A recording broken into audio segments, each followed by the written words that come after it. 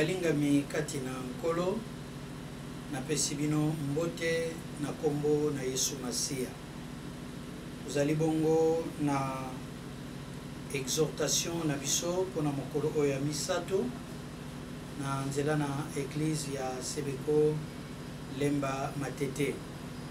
Tina na ko lendi sabino na oyo etali maloba na Nzambe.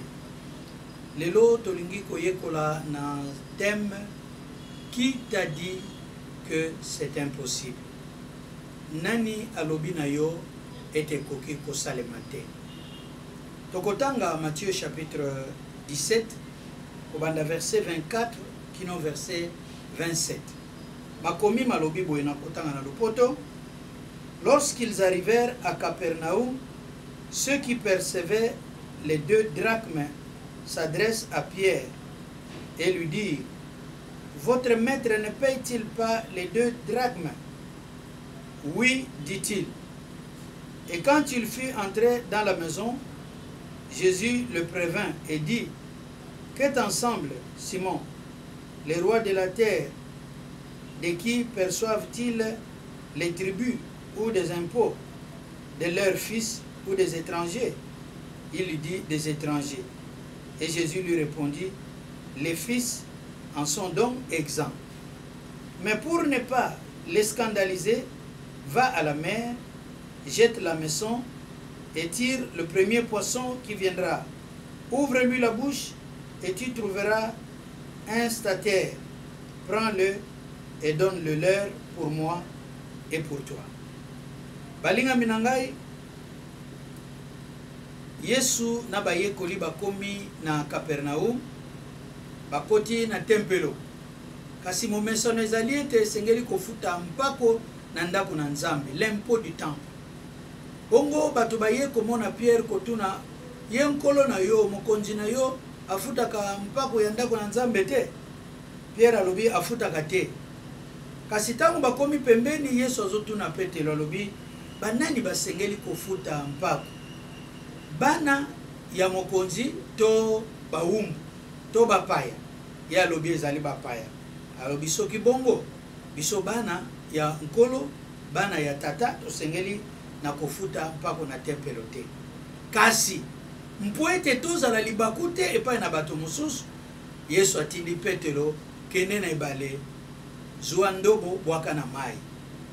Mbisi ya liboso yo kokanga, fongola ye monoko, okozwa misolo oyo okozwa kati na yango, mpe futa mpako ya tempelo pona yo pe pona ngai.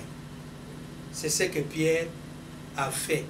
Pierre a kei ne bale, mbisi wana ya kangi, afongoli ye monoko asimbi, amoni mabende ya mbongo, oyo bafutaki mpako na tempelo pona ye na Yesu. Balinga minanga mwa lilendisi oyo ezali kotalisa biso ete na ba circonstances ebele bato balobaka na ba situation mususu ete eza irréparable, oyo kobonga lisusu te, eza trop tard, tango ese leki. Bala musu bazoloba eza dangereux, ezali risquant, moyen to meka ezali te, ezali impossible, tozali sune loko kosala te.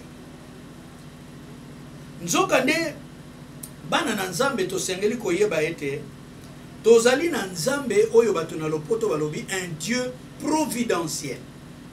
Tango tolobi un Dieu providentiel, parce que na mayele na ye ya bonzambe, pe na nguya na ye ya bonzambe, ya azali kokamba eloko nyonso pe likambo nyonso awa na se na moi.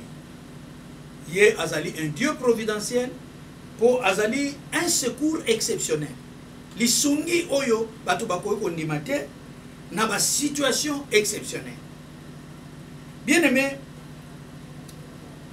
Nzambe oto bengi un Dieu providentiel, azali Nzambe oyo azali ko veiller likolo na bato na ye. Nzambe oyo azali ko sunga, pe Nzambe oyo azali ko batela. Tokoki koloba boyete lokola Nzambe na biso azali un Dieu providentiel.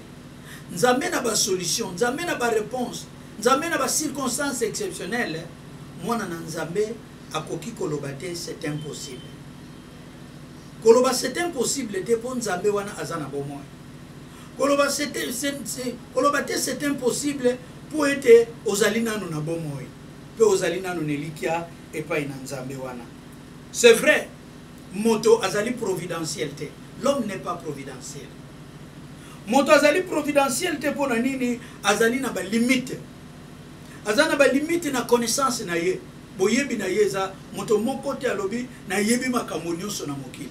Yango komona bato mususu baza makasi na makambo etali français, mususu baza makasi na histoire, mususu baza makasi na technologie, mususu baza makasi na boye na médecine, mususu baza makasi na makambo songolo. L'homme n'est pas providentiel, il connaît quelque part, mais il est ignorant d'autre part. Moto aza providentiel te, ezana makambo yo akoki kosala. Ezana makambo azana makasi ya kosala, ezana makambo akokoka te. Ezana makambo yo azali limité na richesse na ye, na pouvoir na ye, na ba possibilité na ye.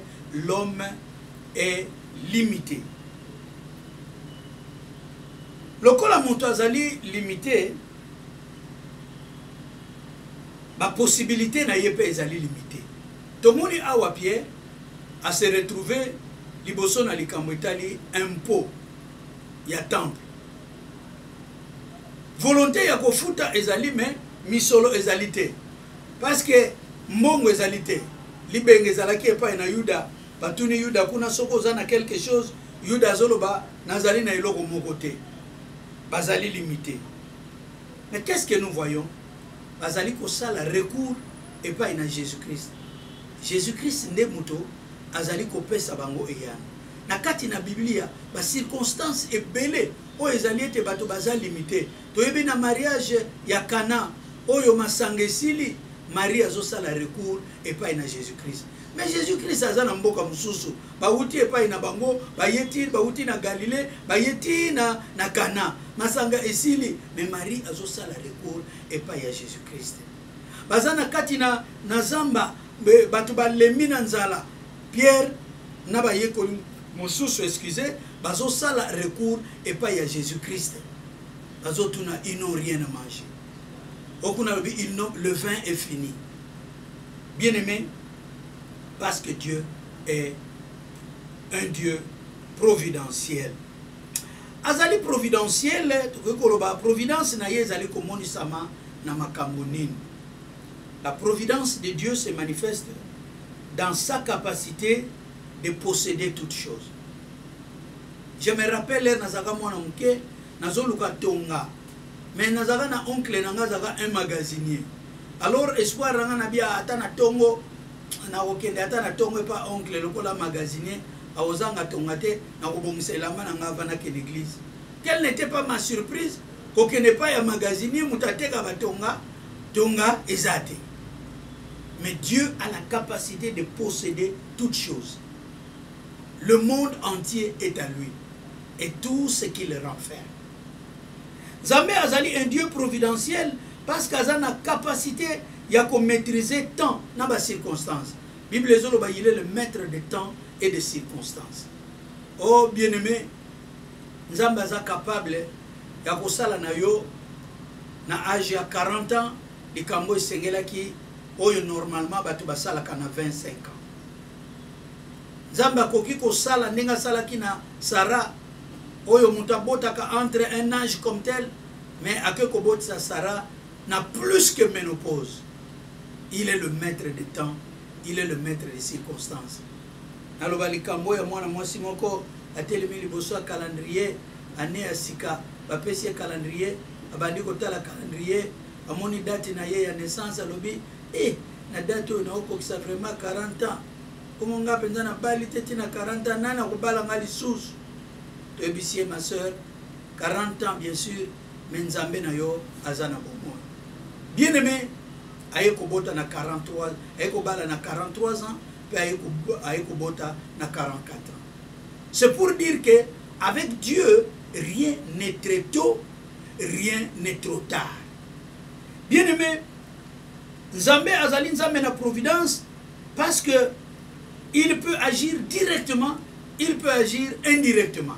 Il a cette capacité. Nzambe azali ko agir directement. Et pas une bâtiment. Bâtiment, Yesu azotourne, que veux-tu que je te fasse? Abi Seigneur, que je voie de nouveau. Abi, vois, ta foi t'a sauvé. Il agit directement. Pe amoni balamoko. Il peut agir indirectement.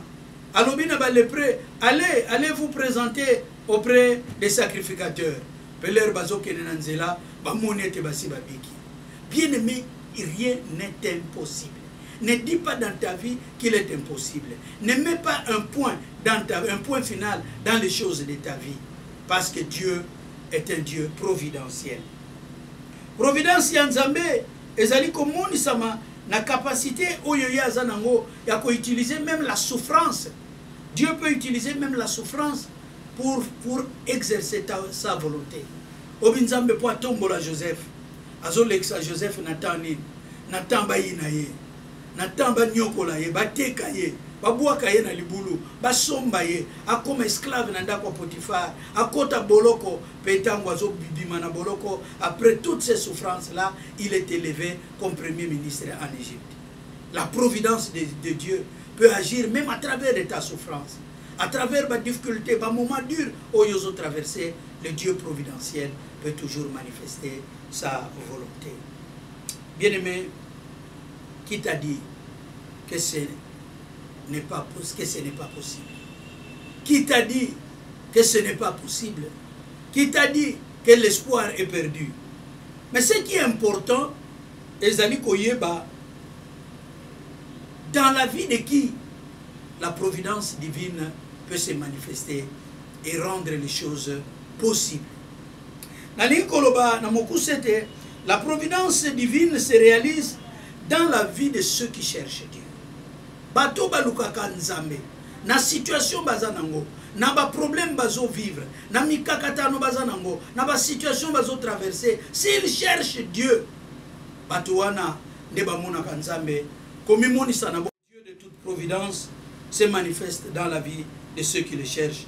Yango Bible ezali koloba, cherchez l'Éternel alors qu'il se trouve. Luka nzambe na situation na yo. Qu'on perdre le temps, qu'on se décourager, qu'on abandonne. Lukan Zambé, ceux qui cherchent Dieu le trouvent. La providence de Dieu se réalise aussi dans la vie de ceux qui ont foi en lui. La Bible dit, si tu crois, tu verras la gloire de Dieu. Continue à croire. Bien-aimé, dans l'hôpital, avec tous les découragements que j'avais, pour nakoyoka ke mwana ya diaconesse moko ya église nazalaka azana maladie ya meningite bongo baminganga balobi soit akokufa soit akobika mais akotika la gizengi vina ye mobimba. Alors il découragé nga vu à ardeur ya mama na ye na musala na nzambe. Bongo na ken hôpital avec un air décourageant akekokuta une femme avec toute sa force. Papa, nini nazo mona yoboye ozaya kolemba lemba. Et la femme me dit, papa, moi nanga oyo akokufa te. Pe moi nanga oyo ata biki akokoma gizengi te. Ça m'a réconforté. Nazo ki courage malgré pasteur devant cette maman. Et n'a prié avec foi. A communiqué en quelque sorte foi na ye. Et le jour où cet enfant est sorti, maman lobi avana kenenda to lekela nanu pasteur.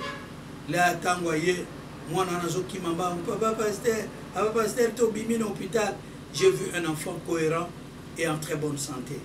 Et jusqu'à présent, azotanga malam, azali na santé mentale naye au point. Qui t'a dit que c'est impossible?